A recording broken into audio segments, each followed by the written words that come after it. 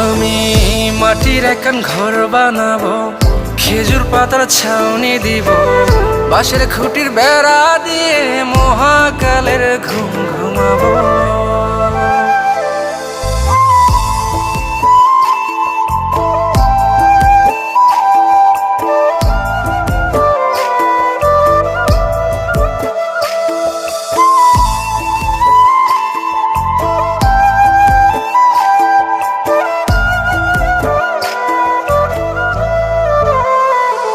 আরে ছাইরা যাইব ইটের শহর, মাটির ঘরে খাটবে রে প্রহর।